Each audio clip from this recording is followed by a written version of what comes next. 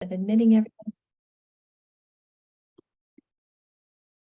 Thank you for joining us for today's session. We'll be starting in just a moment.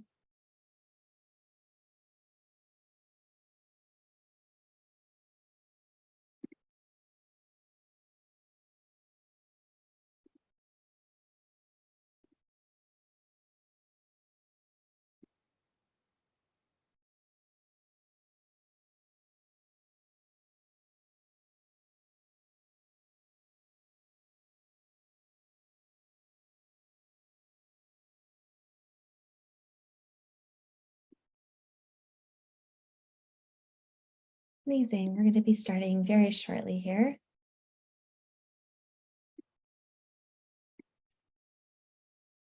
Very happy to have captions available through stream text. There's a link in the chat if you would like this accessibility option.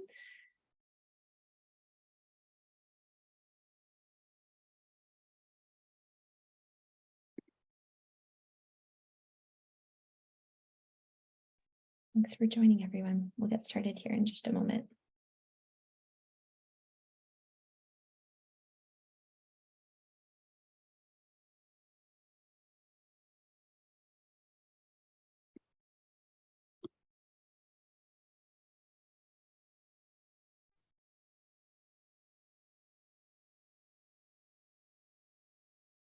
Okay, well, I think we'll continue to admit folks as the session begins, but I wanted to begin by thanking you very much for joining us here today. We've got a fantastic lineup of incredible speakers, and this session is focused on disability employment awareness.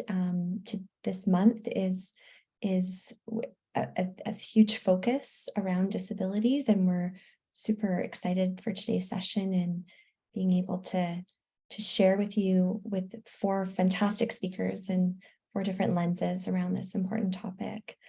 We're very happy to also have stream text available, and so you feel free to choose whether to view captions within Zoom or in a separate window directly with stream text. And the link for that is also in the chat function. Very happy to have that offering here today. I'd also like to do a land acknowledgement. Obviously, we all know that yesterday was the Truth and Reconciliation National Day of Observation, and we are happy to share that we have some new hub content that we're going to be in a position to share from a lunch and learn that was held last week, including some additional resources, and we'll share those in the aftercare email that we're sharing for this session, so that that's available to you as well. Noting just with deep gratitude and respect, I'm honored to be learning and unlearning on the ancestral and unceded lands of the Coast Salish people, including traditional territories of the Musqueam, Squamish, and Tsleil-Waututh nations. And just a quick mention that these land acknowledgements are really a form of respect and honor for a tradition that dates back for centuries for Indigenous people, and that this acknowledgement is a reminder of the discriminatory, racist, and colonial practices that have had a lasting legacy and continue to create barriers for Indigenous people and communities in our cities and across Canada. And so it's with this acknowledgement that we thank the Indigenous people who live on and care for these lands that we live and work on, as well as their ancestors. So just wanting to deeply acknowledge that. I have popped into the chat native-land. If you would like to share the land that you are joining us from, you are so welcome to do so. We hope that you will. And with that, a quick introduction. My name is Kathy Gibson. My pronouns are she, her. I'm the Senior Project Manager and Consultant with TAP Network's Diversity, Equity, Inclusion portfolio of work. And before we jump into today's session, I would love to walk you through the agenda. And so we're very happy here that we've got our agenda today, we've got our obviously our welcome and land acknowledgement that we've just done, but also I'm very happy that we'll have an introductory set of remarks from Topaz from Lighthouse Labs, one of our funding partners on this session here today. I'm going to be introducing our panelists, who will also take a moment to share just the lens that they're bringing to the conversation and the dialogue here today, and follow it up with a question and answer period. So we will have an option. You'll notice that you can take a photo, or sorry, you can access and use the special QR code that is accessible there, and this is for so that we can use Sligo. So it's fantastic. You can add thoughts and questions, and it's a way that we can share thoughts and be able to prioritize the questions that we might have during our Q&A period. So encourage you to test that out and go ahead and screenshot it on your phone, and you can just go ahead and do that right now. And we've also got the link in the chat if you prefer to do that. Excellent. Next slide, please. Very happy to introduce Topaz Glaser of Lighthouse Labs. So Topaz's career centers on the intersection of education and technology, driven by her passion and commitment to creating improved access and pathways to meaningful careers in the tech sector. As an early employee of Lighthouse Labs, she played a pivotal role in catapulting the organization from serving just a handful of students to nurturing a thriving community of thousands from diverse backgrounds and walks of life. Throughout her career, Topaz has been a driving force behind impactful initiatives and programs. Currently, she leads ICT Boost, an initiative funded by ESDC, and that is a pioneering and more inclusive and prosperous tech sector through this funding activity. ICT Boost is dedicated to cultivating a robust ecosystem of opportunities for all. She's excited to join us here today and tell us more about ICT Boost. Topaz, welcome. Thank you, Kathy. Thank you so much to TAP Network, to Kathy and Stephanie for putting this amazing series together, to all of our panelists here today. I'm always excited, like in the last week, I guess, of these back-to-back events, to come learn and unlearn together. And to all of you that are here and taking time out of your busy days, especially after a long weekend, we really, really appreciate all of you being here today. So as Kathy said, my name is Topaz and I'm from Lighthouse Labs. And I wanted to talk to you a little bit about ICT Boost, which is the initiative that helps fund this Lunch and Learn series. So ICT Boost is, as Kathy mentioned, an ESDC funded project under the Sectoral Workforce Solution Program. It's a mouthful, SWSP. And we launched this workforce development initiative late last year. And really, ICT Boost has two-folded mission. So the first part is we're trying to create better pathways for meaningful careers in tech.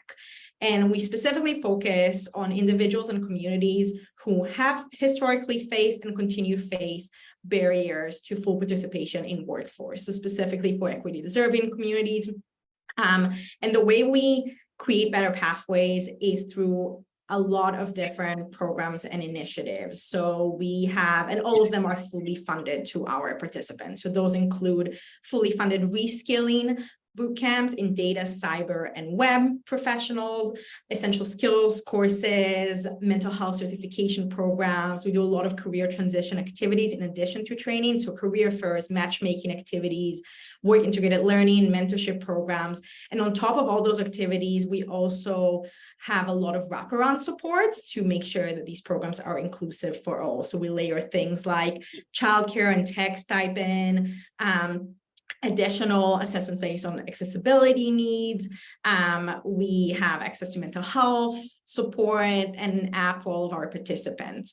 And I'm proud to say that in the last 9 months, we've partnered with over 200 community and industry organizations and have had over 1,700 people go through our programs, with 88% of them coming from equity deserving or self-identified coming from equity deserving communities.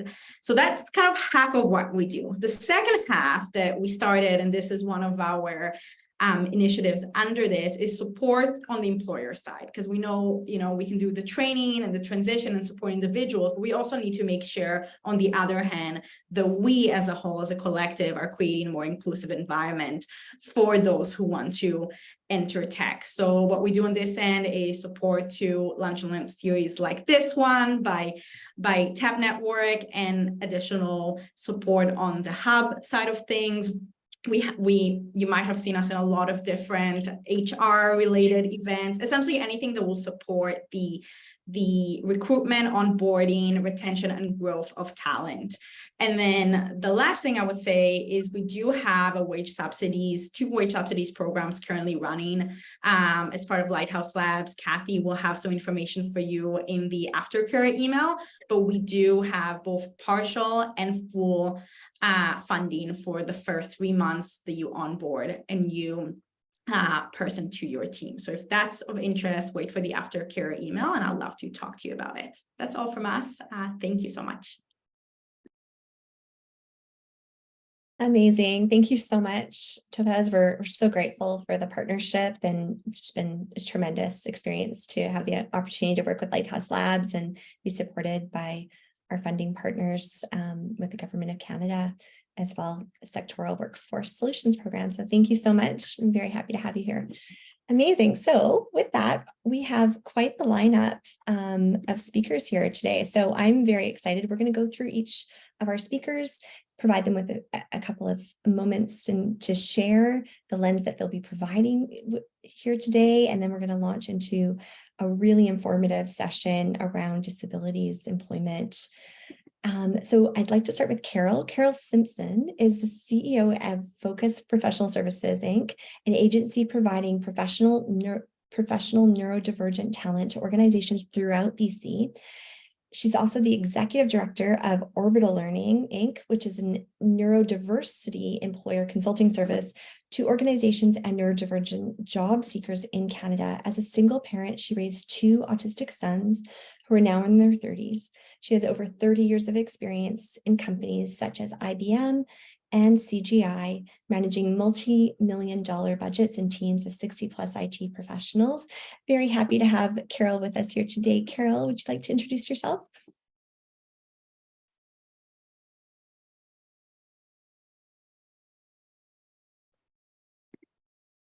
Oh, you just need to unmute yourself, Carol. Good. The most frequently said phrase, I think, in over the last few years, I'm sure. Oh, great. I know. Anyway, what I was saying was, thank you very much for inviting me to the event today. It's a pleasure to be here. My lens is neurodiversity in the workplace. And when I talk about neurodiversity, I use 2 terms, one of them neurodivergent, the other one is neurotypical. So neurodivergent individuals are those people who identify as being on the autism spectrum or ADHD or having a learning disability. And then neurotypical is everybody else. And that takes care of 100% of the population.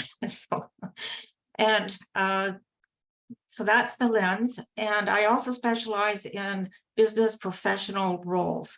So we're talking about individuals who are neurodivergent, seeking or in jobs that are fairly high level positions. So they're business professional roles. We've worked with 2 or 3 medical doctors. So it's quite a range, but it is those higher level demanding type roles. And I've been doing this since 2013. And I was the person in Western Canada responsible for the first Autism at Work initiative at SAP Canada. Incredible. Amazing. We're so happy to have you here, Carol. Carol and Focus Professional Services and Orbital Learning have been tremendous supporters of TAP Network's diversity, equity, inclusion and belonging portfolio of work for a number of years. And we always have such tremendous feedback from employers on some of the very real and tactical pieces of sharing opportunities and supports that her organizations provide. So thank you so much for being with us here today, Carol. Thank you. I'd like to introduce Marco Pasqua next. He is an award-winning entrepreneur, accessibility consultant, and inspirational speaker with cerebral palsy. Throughout his life, Marco has been involved in a number of organizations as a spokesperson, helping to spread advocacy for persons with disabilities across Canada. As an accessibility and inclusion consultant, he has worked with some of the biggest change-driven business leaders who are champions for more accessible, inclusive workplaces. It's through these experiences that he is helping to pave the way for all Canadians to have universal access to programs, services, and places that they live and work and play. Super excited to have Marco here with us today. Marco, so welcome. Hoping you can share a little bit about the lens that you'll be providing. Absolutely. Thanks so much, Kathy, and thanks everybody for joining me here today. So as you heard, my name is Marco Pasqua. I'm the co-founder of Meaningful Access Consulting, but I'm also a person with lived experience. So I have cerebral palsy, and that means for me that I was born with some mobility challenges and use a manual wheelchair, which you can see next to me on a regular basis to get around. But outside of that, I love this work because it's so much more than just a job title for me. It's a way of life. I had the great pleasure of being involved with an organization that my colleagues who are on the panel here today with me, some of them are still involved in, and that's the President's Group, or accessibleemployers.ca. I was lucky enough in 2017 to be the first of 2 consultants hired on for that project to create the fabulous resources that you'll find on accessibleemployers.ca for free for employers, as well as I encourage all of you to join the community of accessible employers through that site. Obviously, I'm not being paid by President's Group to say that. I truly mean it. But the lens I hope to bring today is a little bit of everything. With Meaningful Access Consulting, it's a family firm run by my wife, myself, and our 2.5-year-old daughter. I have to mention that because Stella would be remiss if I didn't, because she joins us on some job sites. And we do everything from Rick Hansen accessibility certifications of built environment spaces, but also, thanks to my work with the President's Group, I also have a knowledge in the HR space, HR policy, and kind of how to reinvent the sort of background work that's essential for ensuring that we're hiring more people with disabilities. Lastly, I just want to mention that I have the great honor of being the provincial spokesperson for the Cerebral Palsy Association of British Columbia. So that's a cause that's very close to my heart, and obviously wanting to make sure that people understand a little bit more of cerebral palsy, and that just like many other disabilities, it too is on a spectrum. I may use a mobility device. Other individuals with CP may have speech challenges, and so on and so forth. So I just welcome everybody to learn more about that, and I'm excited to dive right into the panel discussion with the rest of my panelists. So thank you so much. Amazing. Thank you so much. Thanks so much, Marco.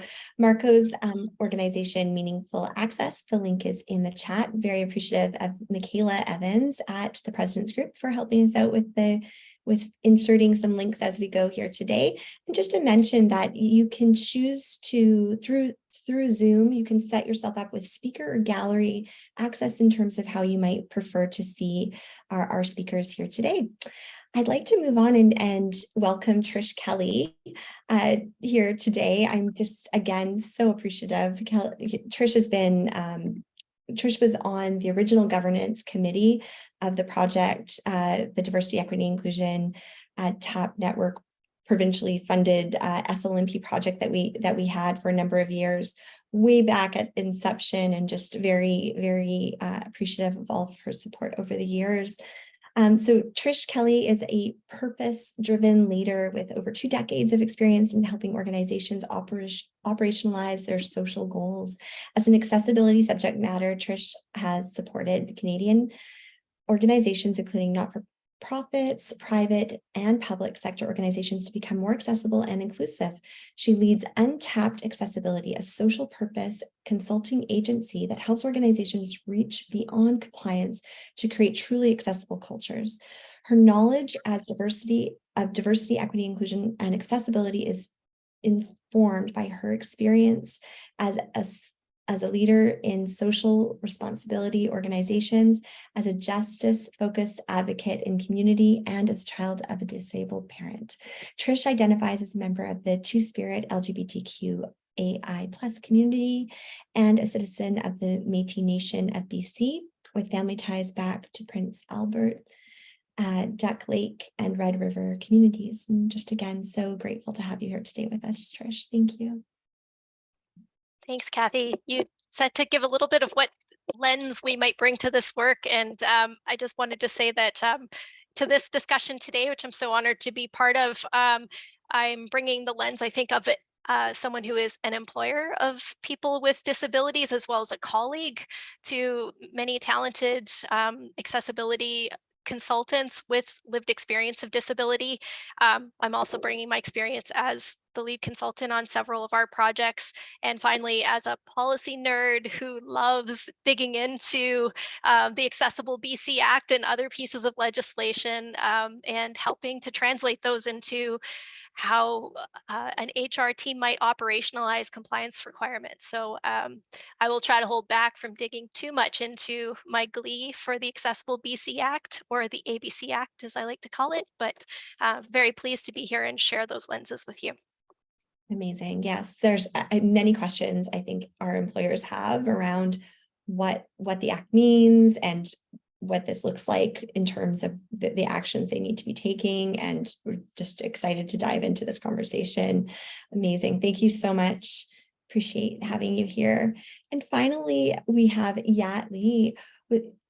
Yat has been, again, a wonderful partner over at the President's Group, and we've been working together for a number of years. Since when Trish, I love all the way that we all weave together. It seems there's been over time. So Yat Lee was born with bilateral microgyria and has a profound hearing loss. Despite a physical disability, he has overcome barriers to inspire others in the community, speaking at over 100 national and local events about his lived experience, accessibility, and social change. While working at President's Group, Yat supports a network of BC business leaders to champion more accessible and inclusive workplaces. He is a committee member for Access Transit Users Advisory Committee and Vancouver City Council Persons with Disabilities Advisory Committees. Presently, Yat serves on a board of directors for Assist List also. Again, so thrilled that you're here with us today, Yat. Please share with us the lens and a little bit more about the work that you're doing. Likewise, Kathy, thank you so much for an absolutely humbled to be part of this amazing group of lineup of speakers, working closely with Trish and Marco, and of course, Carol and yourself and Stephanie here. We're all allies here to break barriers, to commit to an inclusive workplace. And I'm bringing in today a lens where I hopefully will be able to bring in and address some of the attitudinal barriers that we often see from some of the employers that we work with, perhaps some resources and some tips and some best practices on how to navigate that. And I'm really looking forward to be part of this panel today. Excellent. Yay. Okay, fantastic. I think we're going to dive right in. And we were thinking about starting things off with a little bit of a poll. So Trish is going to be amazing and help me out with this. And we're gonna, if you did manage to take a screenshot and get the QR code, that's a great place to start. And again, we've got it up in the chat. I'll repost it here. The other way that you can. So Kathy, do you want me to share the question that we started off with, which was the opener, or do you want to move on to the what areas do you need to tackle question? Let's open her up, I think. Okay. I'll just make sure I've got the right question here then before I share my screen. So that if folks can't use the QR code that's on the screen, you can also go to slido.com and enter the event code, which is all caps TAP NDEAM, which is National Disability Employment Awareness Month. And I believe that Kathy's just put that in the chat. Stephanie, I need to steal the screen so I can share. Thank you. So I'll just pull this up here. So this was our first question. Where are you on your journey to being an inclusive employer? Just one second, here it comes. We've got folks still answering, which is great. Amazing. Oh, Trish, you have and the other, I think your chat is showing. Yeah, Um, we're not seeing the screen though. You're not seeing the right screen? Okay, just one second. Let me try that again. Share screen, screen 2. How about now? Yeah, All right, Yay. yay. Even better. Amazing, fantastic. Oh, you see everyone. Okay, fantastic. So we're seeing that most people are landing sort of a split here around just getting started and having built a great foundation, excited to learn more. Amazing. Yeah, just getting started seems to be the majority. Amazing. Yeah, awesome. Okay, that's Don't you love Slido and how it updates in real I time? I like mean, this is great. This is so amazing. it's fantastic. Thanks, everyone. Shall I pull it down now and we can get to Yeah, talking? Okay. and then we'll revisit with another question just shortly here. Amazing. So I think we're gonna just kind of launch into a bit of a conversation here. And you know what I think we wanted to sort of start with is we know that there's organizations are feeling large challenges, and it would be helpful for us to sort of get a bit of a gauge. So maybe let's throw up the next panel, the next poll, please, Trish. Okay. And we'll get into a bit of a conversation around the challenges that we're seeing with employers in the disability space and how to be more inclusive. Okay, I've launched the next poll. So if you're already in Slido, it should swap out for you. And it looks like some people are now finding it. So the answers are coming in. Do you want me to share a screen? Great, thank you. Okay. So much. How's that? Yay, that's perfect. Amazing. So we're seeing what areas you need to tackle as a disability inclusive employer. So retention, hiring practices, onboarding, recruitment, or other. And if you have some other thoughts, you can pop them into the chat. That would be really helpful. It would likely help guide our conversation today as well. Amazing, thank you.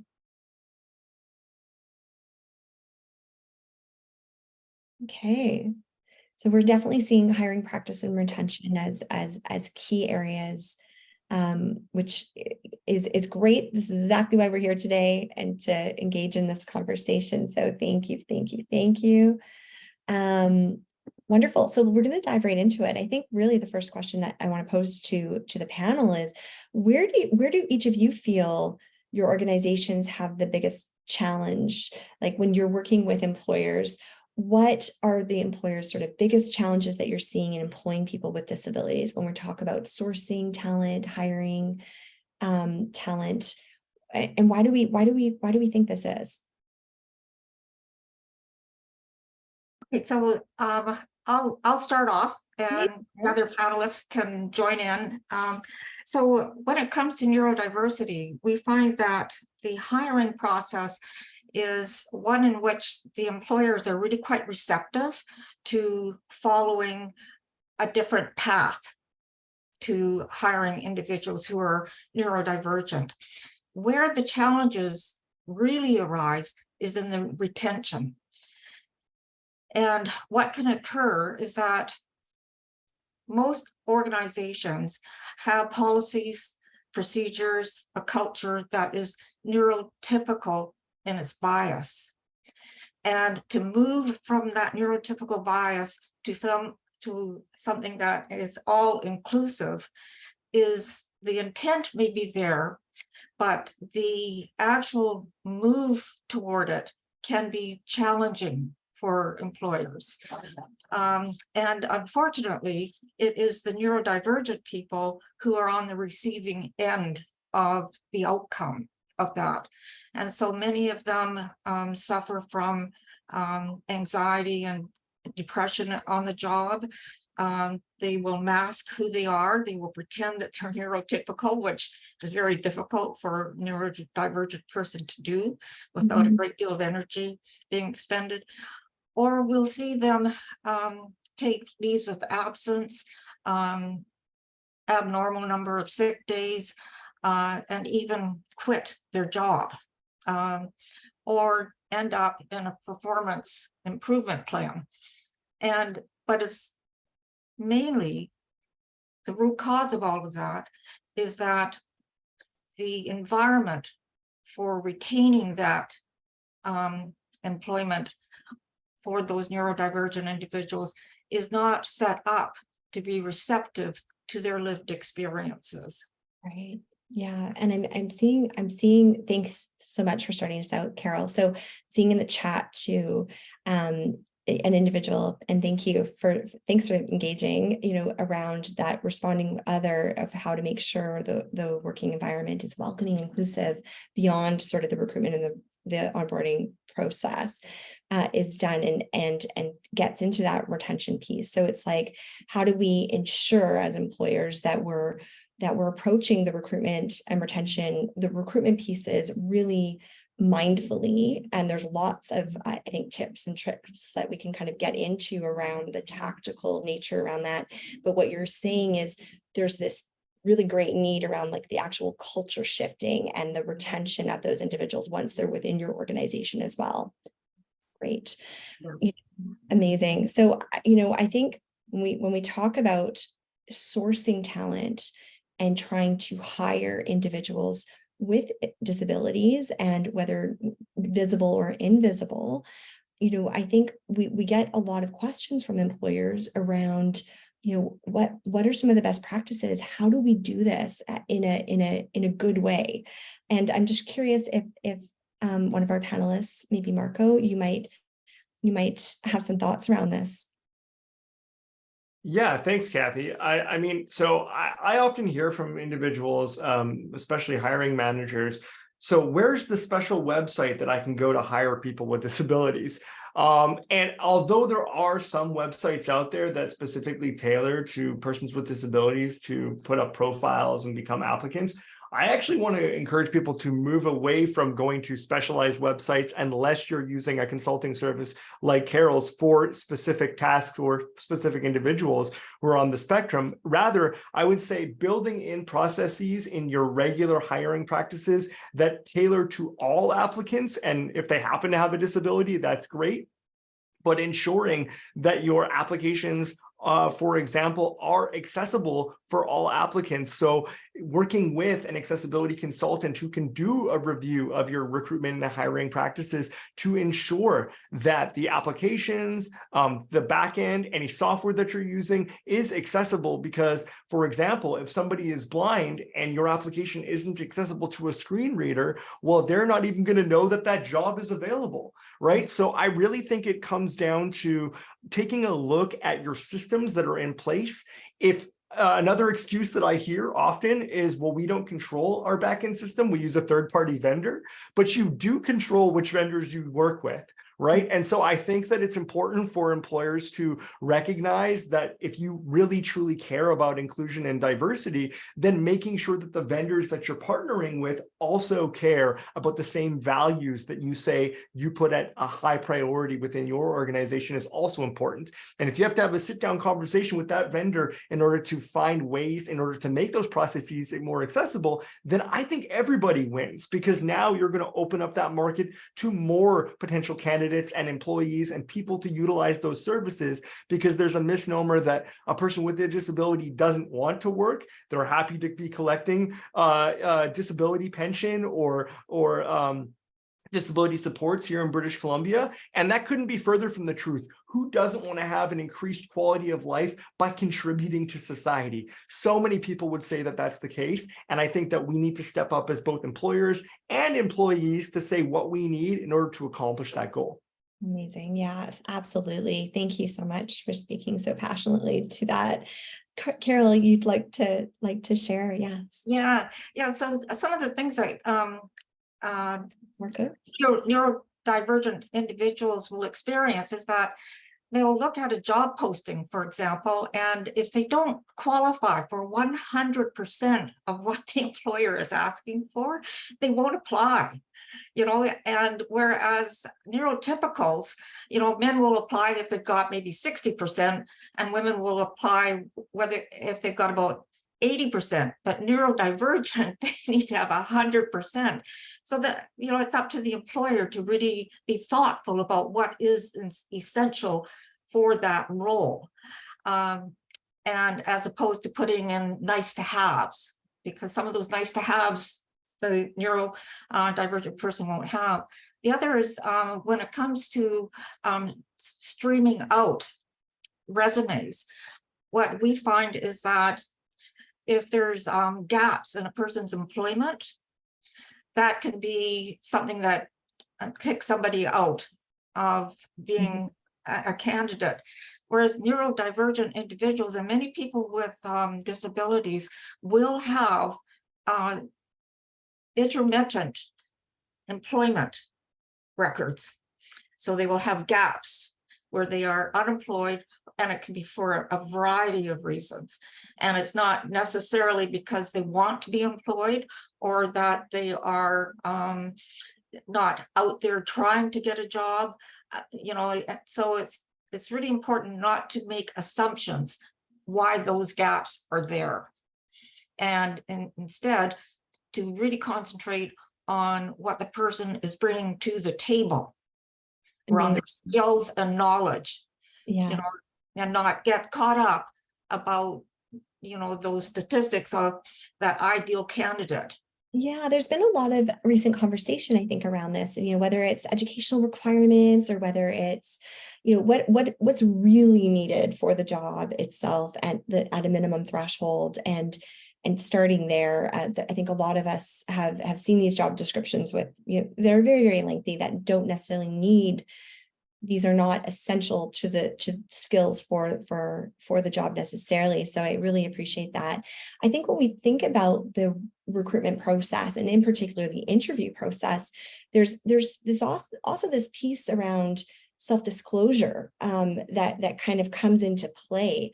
And I know that all of our panelists have quite a lot of experience around and thoughts around what does it mean for an individual with a disability to share at the onset before they've shown up for an interview, or or trying to mask perhaps disability, for example, not knowing whether or not you're getting screened in or screened out based on some of these biases.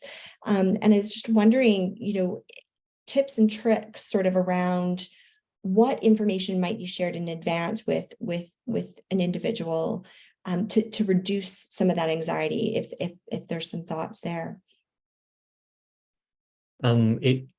Sorry, Marco, there. If I can just quickly, share a little bit about some of the work that we've done and Michaela and I have done in terms of assessment for job postings to make them more accessible, of course, is to ensure they're remediated, of course. Step one, ensure some of the job postings, if they're in PDF or in other formats, are remediated for people with disabilities who use assistive tech. Making sure that it is equitable is important. Another thing we found really helpful, and we've done some tests on this, is ensuring there is an actual email in the job posting for contacts for accessibility. And this could be anything. This could be just questions about the interview process, questions about the application process, but having what we like to call interpersonal human element to the job posting really breaks down that barrier and that anxiety that Carol had mentioned earlier for an applicant who perhaps may not be sure if this is the right role or perhaps the right application for them. Having that email, having that human element to it, knowing that there's going to be a response and not just a generic info at president's group, for example, and then getting an automated response saying this inbox is not monitored and yada yada, it really helps break down that barrier. So again, it's also kind of a cart before the horse kind of thing, because you're also addressing some of the attitudinal barriers at the same time in the workplace to make sure these are implemented. But at the same time, there's also these technical things that you can work on as an employer or as the HR coordinator in your organizations to really break these barriers down. And I know Marco has some of his experience to share as well too on this. Thank you. That's such a wonderful tip. The human element, I mean, human interaction and actual connection. It's like so critical for our, our success in work and feeling good about what we do, and just having a human point of contact and having that as an option, I think is a fantastic flag. Thank you so much. Go ahead, Marco.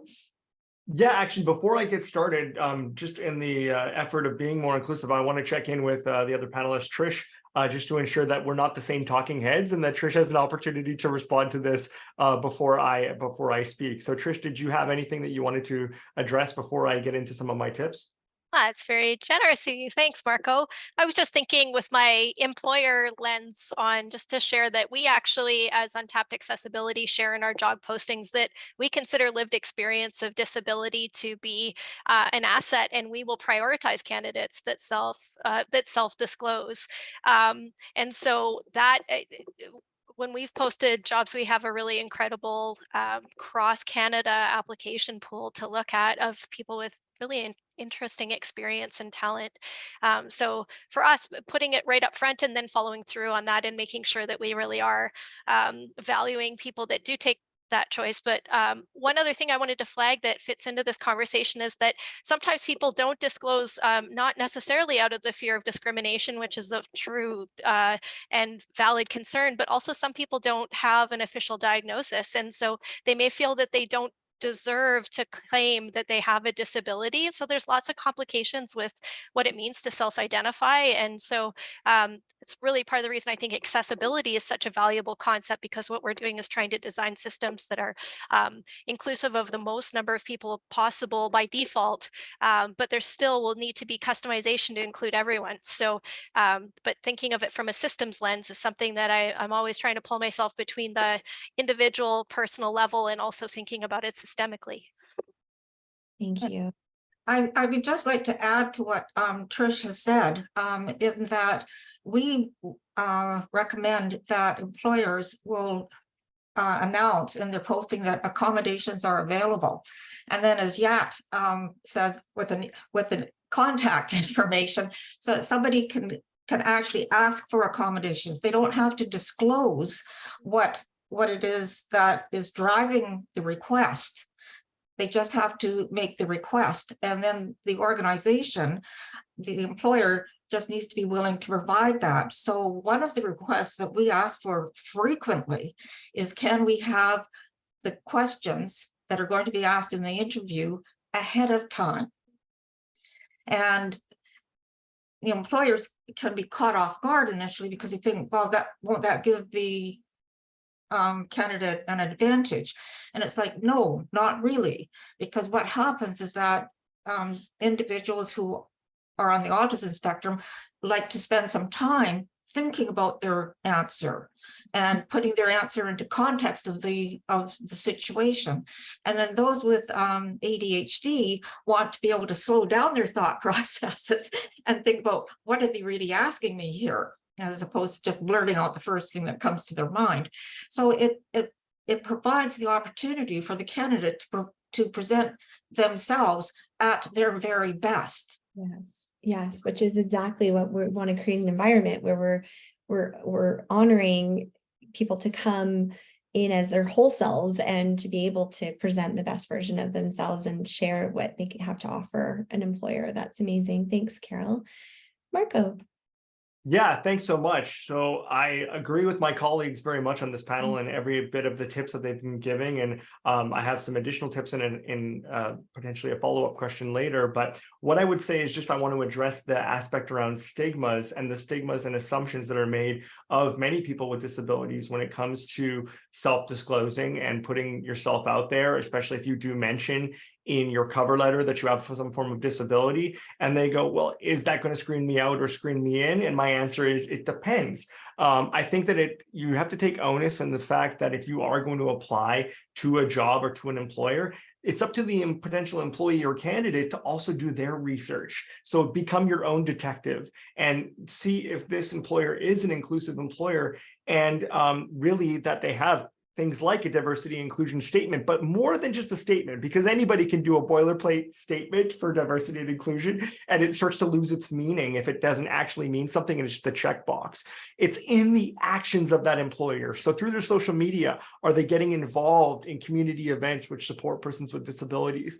What kind of work or job postings are available? As was mentioned, is there direct contact details for things like accommodations during the job interview and things of this nature? I know that for my when I was applying to be one of the first consultants for the President's Group, I was a little bit nervous about disclosure as well, and it was actually housed through Van City Credit Union in Vancouver, because at the time the co-chair of the President's Group was the president of Van City at the time, and they wanted us to be housed at Van City as our head office. And I remember thinking to myself, okay, well, they can't be asking me this question around disability for a bad reason. This is obviously to do with the role. And I actually found out later, in sitting in my my seat with the team, the HR team at Van City, that it wasn't actually to screen me out, it was to screen me in. And now I'm not talking about affirmative action, but what was explained to me was more so majority of individuals with disabilities may apply for 100 jobs and maybe hear back, if they're lucky, from 1 or 2 in many cases, if they disclose having a disability. So what Van City was trying to do as a best practice leader was actually to flip that on its head. And if somebody who has a disability is candidate A and has very similar experiences or a resume to candidate B, then candidate A with the disability gets the opportunity to at least have an in-person interview. That way you're getting the chance to get to know that person in a setting that is far and beyond just a phone interview or just some sort of email correspondence. What I learned actually was, when I was being onboarded, is that they were already working with a disability service organization for the accommodations process. So when I learned that I got the job, a couple of weeks before I started, they said, Marco, could we have you come in?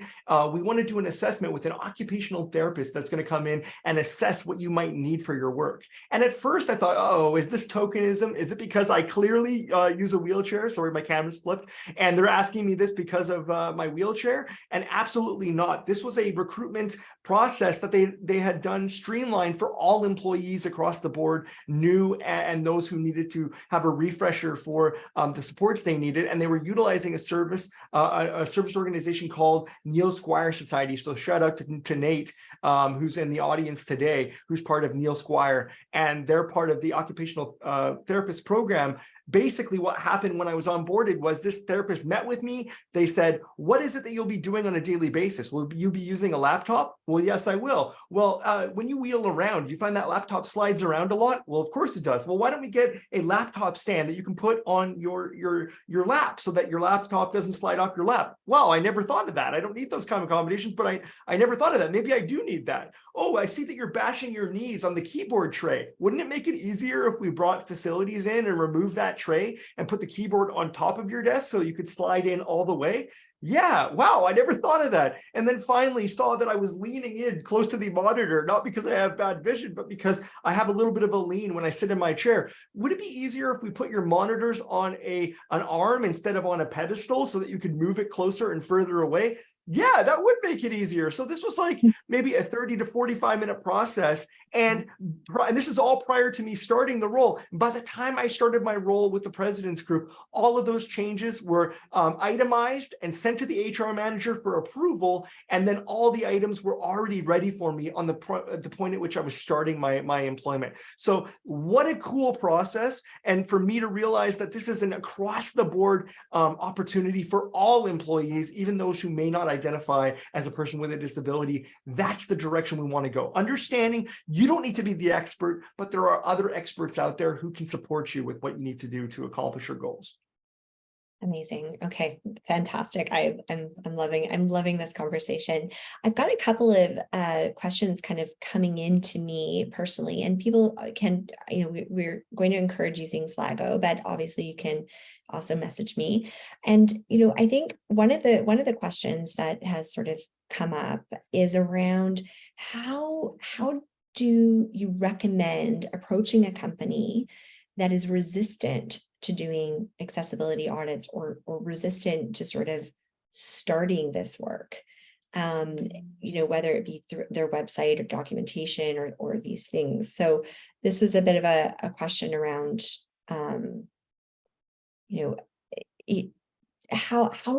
what do you think internally, like if you're an HR person, I'm going to make some assumptions with this question, but if you're an HR person and you're like, okay, I think we need to make some changes within our organization, I'm not positive I'm getting the support sort of in the upper levels that I might need. How do you pitch that? How do you go about doing that? Trish, I'd love to get your thoughts on this. Well, I think that it's really important to address this. I was going to give a plug for one of the resources I wanted to share, which is the Disability Inclusive Employer Self-Assessment. It's a project that was a partnership between the President's Group and Open Door Group, a nonprofit that I've worked with for a couple of years. And it's 35 questions that are based on a literature review of what are the most important practices for creating an accessible and inclusive workplace. And in doing the research to develop that, it was definitely there in the research that organizations that believe that they can't employ people with disabilities well will fail at being a good employer for people with disabilities, that attitudinal piece is so key. So I think that it is something that needs to be addressed. And previously we used to talk about the business case for inclusion a lot. And I hope that we're all on the same page, that we no longer are trying to make the case for why inclusion is a good business decision, because exclusion is not a good business decision. In this case, we're talking about 20% of your potential talent, 20% of your customers having a disability themselves, let alone the people within their network. So you're missing out if you are not improving your inclusion of people with disabilities in the workplace. And we have legislation coming in BC. So if you are an employer in BC, the Accessible BC Act, which was passed in 2021, currently does not touch the private sector. It's touching government and public sector. But if you sell to public sector organizations, they're going to start to ask you about your accessibility initiatives from employment and from the accessibility of your products.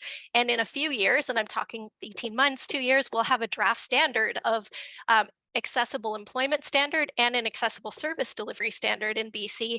And that's going to force the hand of your decision makers to prioritize accessibility in a way that has been elective before. So it's coming in 2 budget cycles for many organizations. So getting a handle around it now, informing yourself and your senior leadership team is going to help you prepare for those standards that are coming in probably 2 business cycles and budgeting cycles.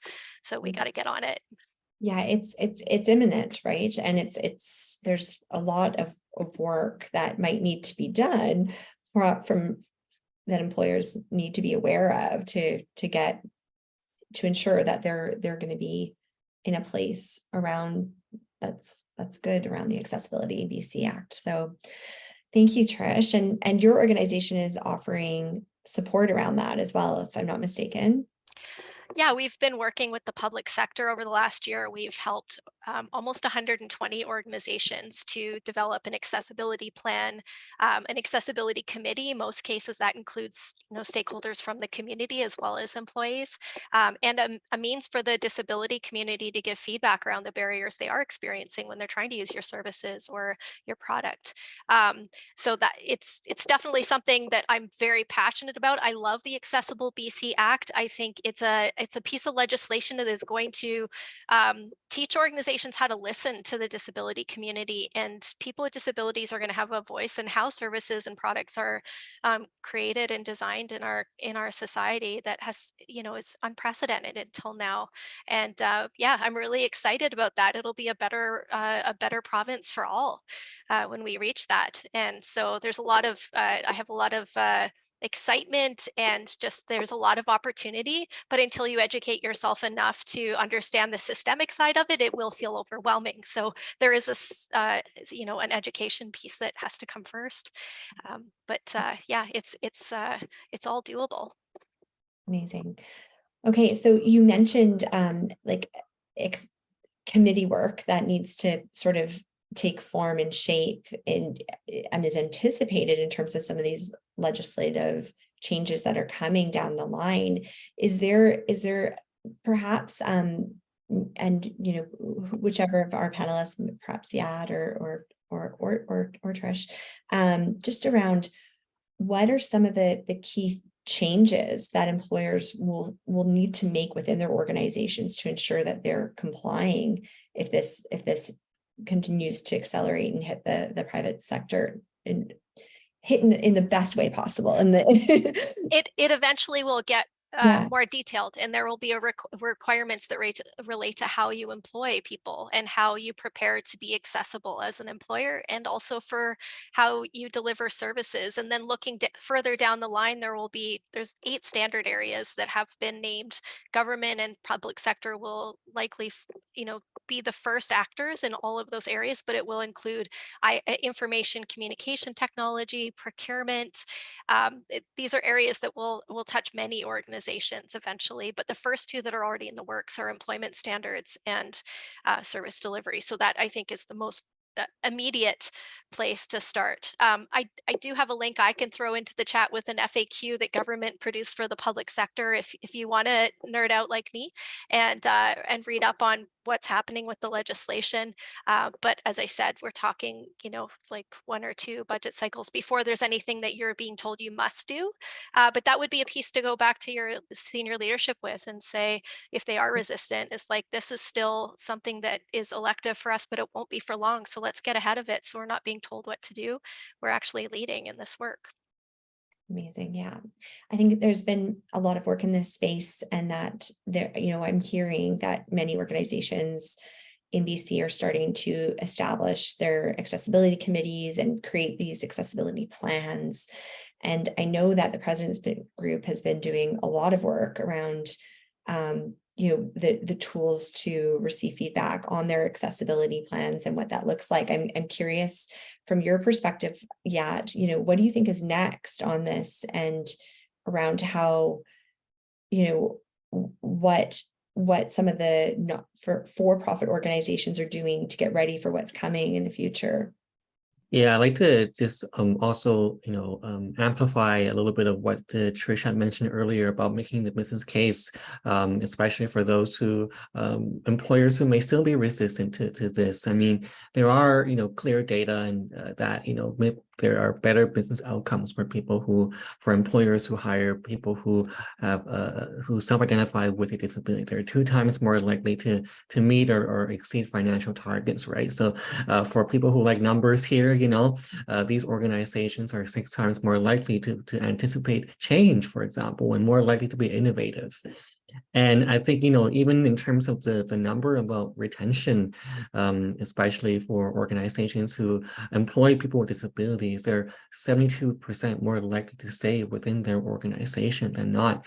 So just looking at those numbers in general, shows us that there is a business case to be made for hiring of people with disabilities. And I think, some of the next steps that we're going to see in terms of organizations taking this next step is tapping into disability service providers, organizations, and as well as grants out there that are available to them to help them on this journey. So, for example, there's the Workplace Accessibility Grant that are available for BC small businesses. And it helps organizations tackle, of course, some of the physical barriers in the workplace, for example, having enlarged keyboards or perhaps adjusting some of the lightings. But as well, there are funding to bring in a consultant, an inclusion consultant, all the way to perhaps hiring and interpreting for an event, for example, or addressing your policies that Carol mentioned that could be biased as well too. So there are those options, and I see more employers tapping into that. And as well, of course, at the President's Group, we have our Pledge to Measure, our pillar project and campaign, where we help and measure employers to see where they're progressing and how they're progressing on this journey. And just this past year, we measured, I think, close to 9,000 different employees on our survey, with close to, I think, 4,000 people who self-identify. So that number is continuing to increase, 8,000, sorry, continue to increase. So we're seeing that, employers working together, CEOs working together, not only to build solidarity, but also to make a point that, hey, hiring people with disabilities is the right thing to do. Amazing. Thank you. Thanks so much. I think it's like the question that comes to mind is around, how can we recruit and retain more people with disabilities and support them to sort of disclose both, visible and invisible disabilities. And so I wonder, I mean, we touched on sort of the disclosure piece when we were talking a little bit about recruitment and, having accessibility sort of built in and to your process around, not having to ask directly, but just having these measures in place, whether it be an email, whether it be questions in advance, whether it be, and putting these processes in place to be supportive of individuals.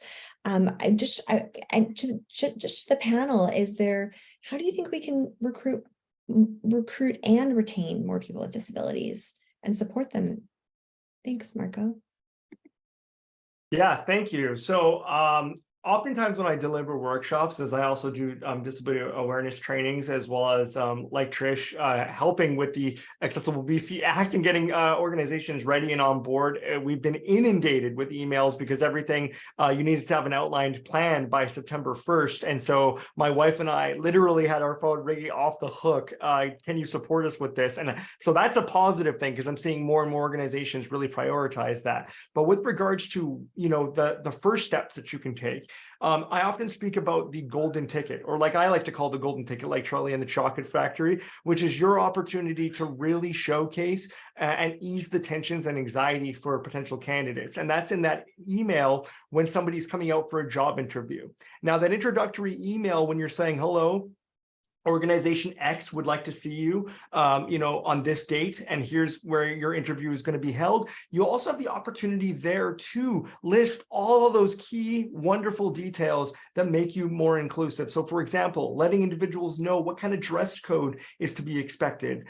Do they need to be anxious about dressing up in their Sunday best, or is it more of a jeans type of company? But you can also indicate things like, where is accessible parking located, whether or not somebody identifies or not, letting them know where the closest bus stop will be available if they're taking public transit, or potential routes of availability in terms of driving and the best driving routes, as well as also the room in which you're going to be doing the interview in. You could let people know what type of environment it is. The last thing you want is somebody with anxiety or ADHD to be in a room where there's high intensity fluorescent lighting, maybe a really annoying ticking clock or espresso machines. This may distract somebody and totally throw them off in terms of what it is they want to answer and how they want to answer. And to Carol's earlier point, providing those questions in advance so that a person can really digest what's going to be asked of them, and trying to avoid hypothetical questions. Carol, I think Dr. Furling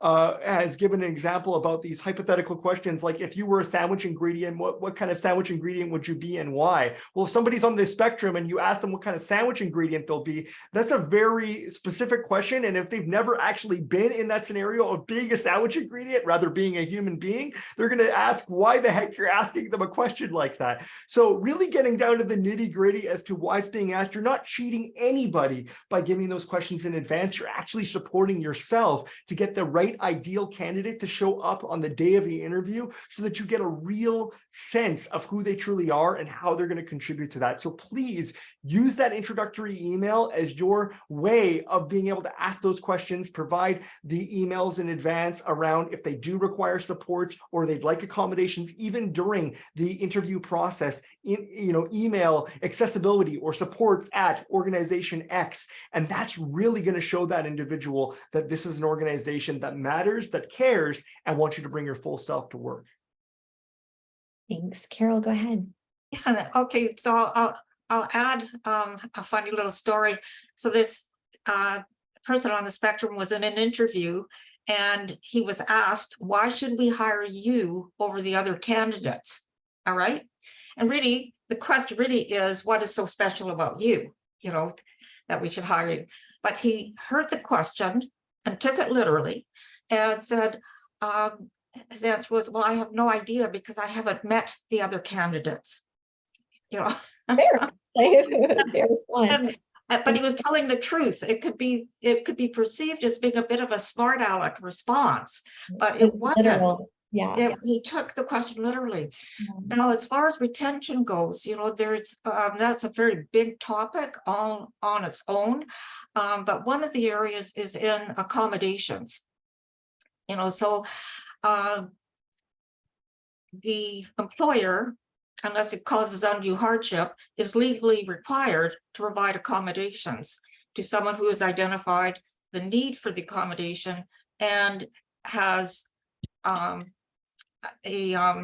necessarily a diagnosis, but maybe a doctor's note that they need this particular requirement. So we've run into problems with some of our employer clients where they say, yes, we want to be neurodiverse friendly. And then we put in an accommodation. So where the policy might say something like, all cameras must be on during online meetings. All right. So we put in an accommodation saying that for this individual, they want to have their camera off because they find that looking at people and listening is overwhelming and they'd rather listen. Plus, they like to rock back and forth. And they don't want people to necessarily see that on the video, or they like to get up and walk around and they don't want people to necessarily see that. And then the accommodation request is denied. Yeah, that's really, really unfortunate. And Yeah. so I think it's about building awareness around, Yes. all these different pieces that can make someone feel more comfortable so that they can Absolutely. go and do their work. Yes. Thank you for sharing that. So, I think this brings us to a bit of a question around, how does an organization effectively shift to a disability inclusive culture when we talk about sort of this retention piece? So it's one thing to sort of, get individuals in the door, let's say, that might have a visible or invisible disability. How do you get them to stay? How do you ensure that their inclusion and their sense of belonging is really embodied within the organization? Any thoughts? If I may share a little bit about, building a business case can involve several things. You want to lead the culture change in your organization. You want to be able to create an environment where you support self-disclosure as well too. And at the President's Group, we have an online course that's free for any BC employers to take. Is a course that tackles several organizational aims, and this is supporting self-disclosure for people with disabilities. This includes measuring and evaluate the actions you take to make your organizations more inclusive. So that means, helping organizations identify barriers that otherwise they may not be aware of, that may lead people to not talk about their disabilities at work, similar to what Carol had mentioned. Having an equitable job accommodation process that doesn't discriminate or is biased, because like Carol said, I've heard of these job accommodations being denied far too often, and without exactly merit to them outside of the existing policies that have been there for decades. So that needs to be transformed. So I think it's important for organizations to recognize that as we continue to talk about this importance of self-disclosure in the workplace. Yeah, it's really interesting you've shared that. And I had someone privately message me that had identified themselves as an individual with a disability that's in a C-suite technology sort of executive type person. And it brought me, Trish, I was, on a personal note, I was remembering our lunch and our conversation around sort of how many individuals do we may be employed in the sector already that have not disclosed, or that have they're doing self accommodations, right? And so like, and to fully disclose and share, I've had I've had a fairly significant concussion in the past. And so, I have to manage myself on some of these things. And so I'm very passionate about the space, and I am just very conscious, but I'm fascinated around this piece around self-disclosure and whether or not people, feel that they can, or like what, and as I feel lucky that I'm able to sort of self-manage, my own capacity around certain tasks and things with great understanding from my clients and my employers. So I just would like to open that kind of piece of dialogue up, because I think it's sort of a piece that it's coming up in the chat as well. Yeah, please, Trish. Yeah, we had spoken when we had lunch about this idea of like many people may be self-accommodating and have a disability or have a health condition that they're able to work out without asking you as the employer for anything. And that's great that they have that independence, but also when you're targeting a shift in culture, you're targeting getting to a place where people get to be who they are and share what they wish to, not necessarily just, hi, I'm telling you this because I need an accommodation, but also because they get to be exactly who they are when they come into the workplace.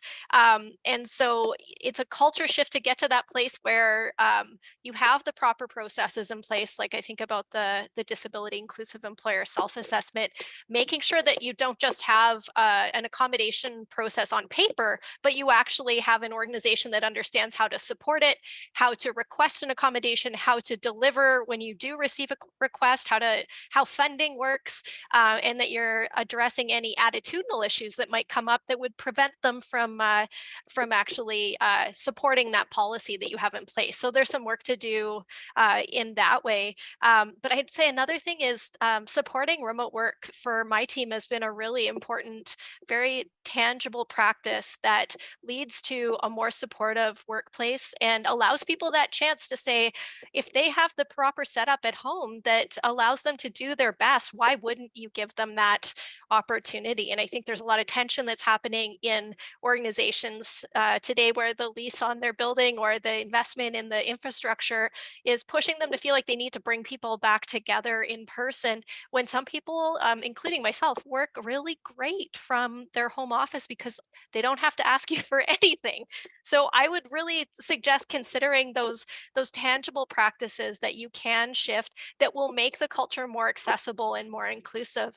And the other piece is around data, as Yat was speaking about, and getting to a point where you have disaggregated data. So if you are asking your employees through an engagement survey, if they feel included, if they feel they can bring forward a problem or address something that is unethical in the workplace, if you have disaggregated data and you can see how people with who are identifying as having a disability in your organization are responding, you may find that it would not be surprising if there was a differential and that people with disabilities feel less comfortable raising issues in the workplace and less psychologically safe. But you won't know that until you start asking those questions in detail, and you need the data in order to get to a systemic perspective on this work. Just like any other project that you want to make progress on in your organization, you need to know enough to get systemic. Yeah, fantastic. Thank you so much. Okay, so I mean, I think I'm conscious of time, so we're approaching sort of the quarter after point here, and I'm wondering maybe what we could do is if there's any sort of closing remarks or particular links or recommendations that each of the panelists might have around how employers might deepen their inclusion of people with disabilities. I'd love to sort of have that opportunity just to open floor it of like, what else can we be doing? What are some of the best practices? What are some of those success stories? So that we can deepen our understanding of what actions we might be able to take. Who'd like to go first? Thanks, Marco. Yeah, thank you so much. Yeah, I think really what this comes down to, and to piggyback off of what Trish was just saying with regards to remote work, is supporting work environments that if you're not able to have all your employees do work remotely, then offering that hybrid support. And if you're going to offer that hybrid support of some employees working from home and some people working in the office, understanding that distance bias may come into play. So for example, just ensuring that when you're in meetings and you have individuals who may be telecommuting or operating on the computer or the phone, go to the people who are on the computer or the phone first, because we often will forget that they're even present if we're just focusing on the conference room and the people around us. And so ensuring that everybody has a voice, even if they're not physically in the space with you. There's also the misnomer that when we're talking about these accommodations that, oh my goodness, I'm going to need a ton of funding. You know, accessibility isn't just elevators and ramps. It's also flexibility of time and space and where it is that somebody is working, right? So to Trisha's point about being able to work at home most effectively, that may not work for all shifts, and may not work for all people or all types of roles, but can you be more flexible? So if somebody is more functional at 10 a.m. than 9 a.m., is it possible to shift those hours around? If they have to come in at least twice a week, can you accommodate and work with them on their schedule so that it's days at which make the most sense for them, but also contribute and give back to your organization? And then lastly, you know, doing things like having your buildings and your spaces assessed so that if you do have a physical space or a lease, that it is the most accessible that it can be. So shout out to my friends at the Rick Hansen Foundation who do the Rick Hansen Foundation accessibility certification, and you can have an assessor come through your space, audit your space, and ensure that it's ready, willing, and able to be there for employees of all different abilities, right? So I would just say, don't be intimidated by the fact that there's all these things to learn. There are websites, there are resources. In addition to accessibleemployers.ca, there's my friends at hirefortalent.ca, and Hire for Talent is great because they are partially funded by the federal government, and there's a spectrum for them in terms of specializing in small and medium-sized businesses. And I would be remiss if I didn't mention that their resources are also incredibly excellent, in addition to obviously the hub that we're doing through TAP Network. So there's so many great people that are out there doing this work. We're all having the same conversations, and I'm so happy to see that we're no longer operating in silos, that we're actually starting to collaborate more and work together. So you're not alone. Don't be afraid. Just get started. And if you have questions, the best place to start is to have individuals with lived experience who may be able to point you in the right direction of particular groups that you're hoping to tailor to, and make sure that your products and services are catering to people of all abilities within your community. Thanks, Marco. Amazing. That's awesome. Carol, I'm going to turn to you in just a moment. I just want to share with everyone, we do have our final poll up, and it's live. And so feel free, if you can, to pop on there before we're going to continue through until closer to 1:30. But hope that you could please take a moment and complete that poll, and then we'll share those results at the very end. And it is a requirement of our funders, so it's really helpful for us. If you could please do that. Thank you. Please, Carol, go ahead. Okay, so one piece of advice that I give our clients is to remain curious. You know, it's very easy to get facts and judgments all intermixed. And our judgments are usually based on our biases. And so rather than passing judgment, be curious. You know, so, and by being curious, you have to ask questions. And when you ask questions, the person who's being asked the questions, if it's done in a respectful and caring manner, feels that they are being listened to. And so they feel respected, and they then start to feel psychologically safe. And it's only when you have people who think differently, think outside the box, stuff like that, when they feel psychologically safe, do employers actually reap the benefit from the business case. Because if an employee does not feel psychologically safe, they are not going to put themselves out there.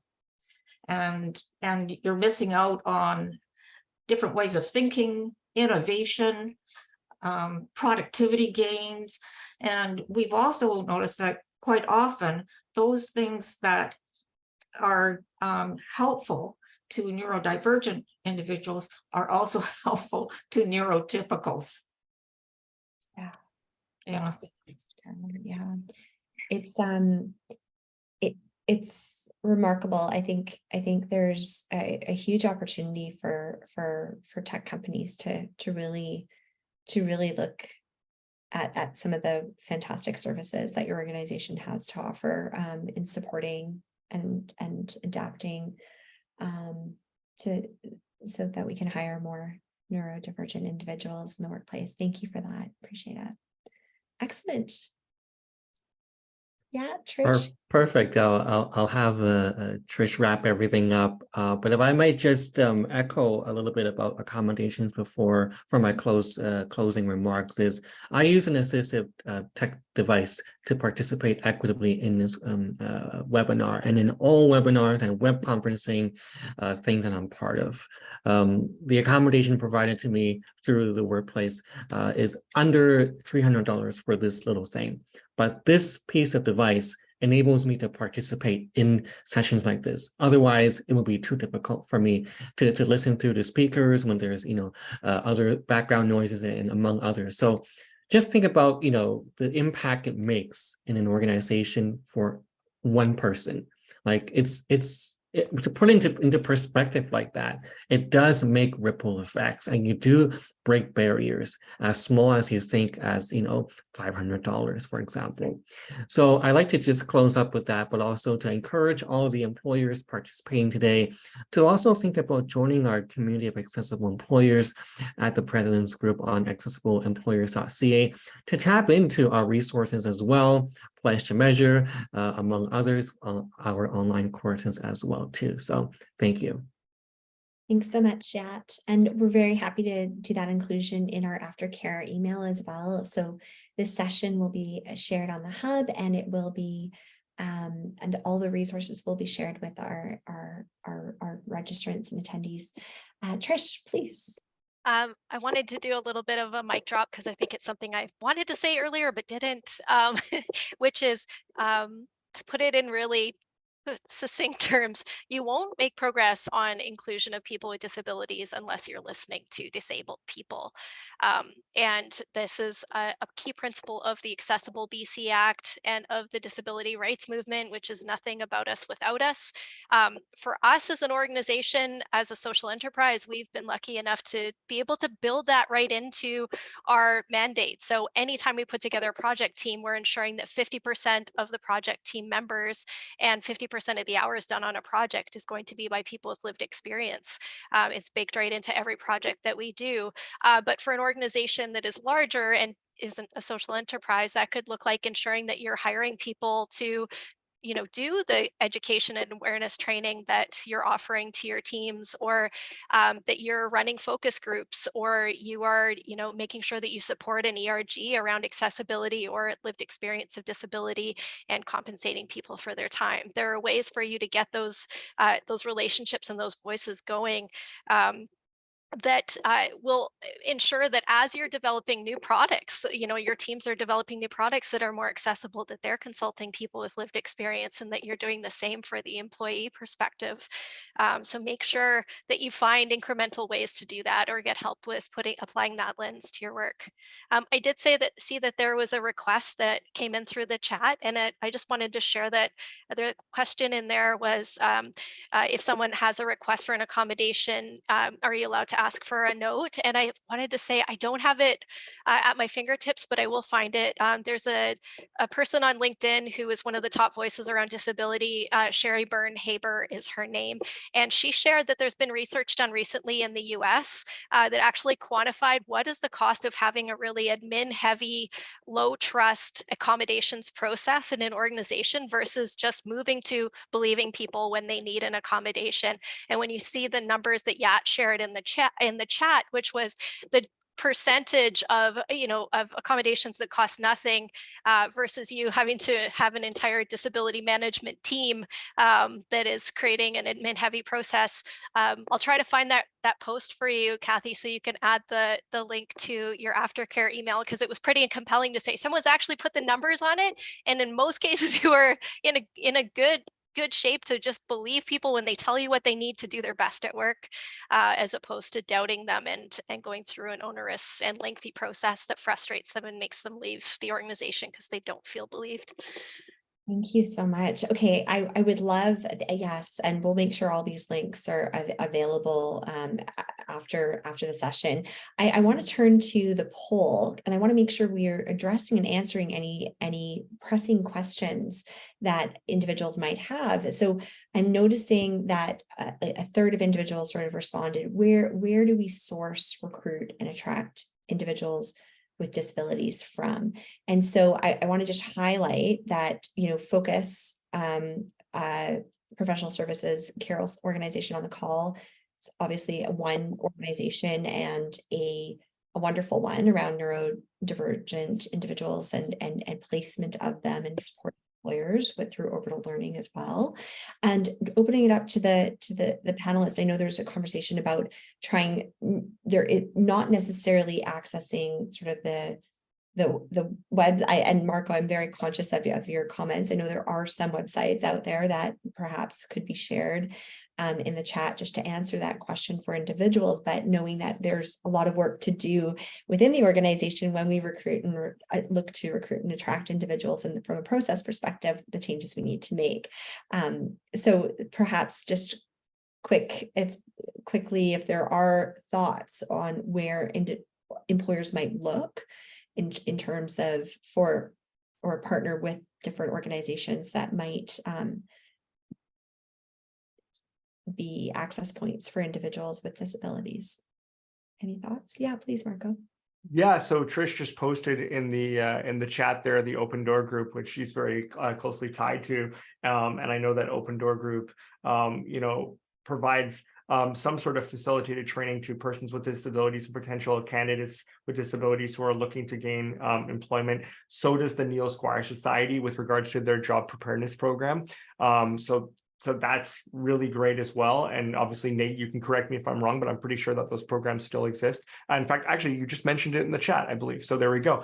That confirms what I just said. However, my question to pose to everyone in the audience is where do you think people in general are looking for jobs? They're going to go to the same places. So a candidate with a disability is going to also go to Indeed.com when they're looking for work and things like this. And some of these websites are getting better about you being able to flag that you're a person with a disability. And there are some, I think there was one called accessiblejobs.ca, but don't quote me on that. I think there's a couple of sites that have started to aggregate some of these postings and started to put them up there. However, that is the opposite of, I think, what we're trying to do here. That is actually creating more silos than it is creating solutions. And so I would really encourage people, wherever you're posting your jobs, even if it's LinkedIn, provide those accommodation email addresses and phone numbers in the posting directly on LinkedIn, because those people with disabilities are going to be looking in the same places as everybody else. And so I'll pass it over to Yat, because maybe Yat's got some additional comments.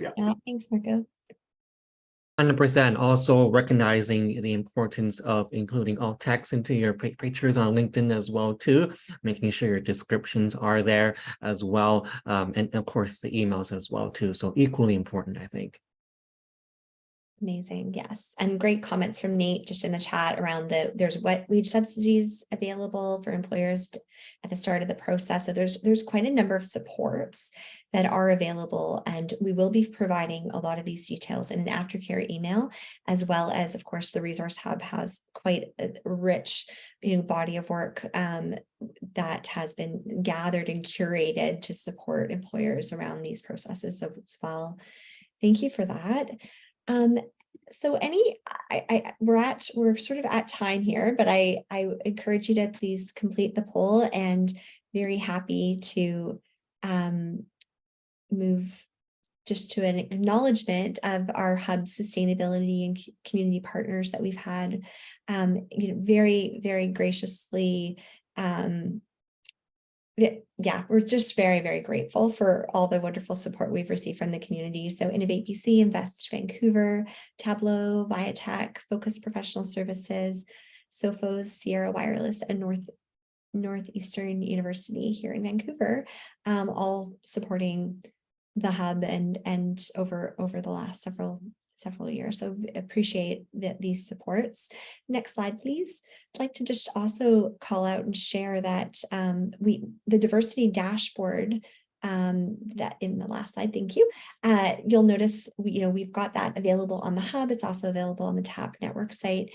And the 2022 data set, it's a critical piece of work because a lot of our not-for-profits refer to it to share and highlight and build awareness around this work. And we are in a position where we're looking for sponsors for the 2023 release. We have a commitment from Innovate BC, and we are looking for additional sponsors. We have Innovate BC and Invest Vancouver that are helping us with this. And there's, each year we hope and pray that it's something that we can produce. It's our fourth year that we're producing this, and there are some unique pieces of support around this one with I mentioned in the press release and a speaking opportunity, things like that. So hoping that we can gather some additional support for that one. Right, Steph? Nodding. And yeah, and with that, I think I just, again, deeply grateful to our collaborators, our partners, Lighthouse Labs, and Government of Canada, who has supported this session here today. And feel free to reach out to me personally. We will, within the next several days, have an aftercare email that will include all of the links and a lot of the resources that were shared. And I'm just, again, very honored, very grateful to our wonderful panelists, Yat, Marco, Carol, Trish. Very grateful to have you all here today and for you sharing your exceptional expertise in this realm. So thank you so much. Thank you, everyone. Thank you. Thank you, everyone.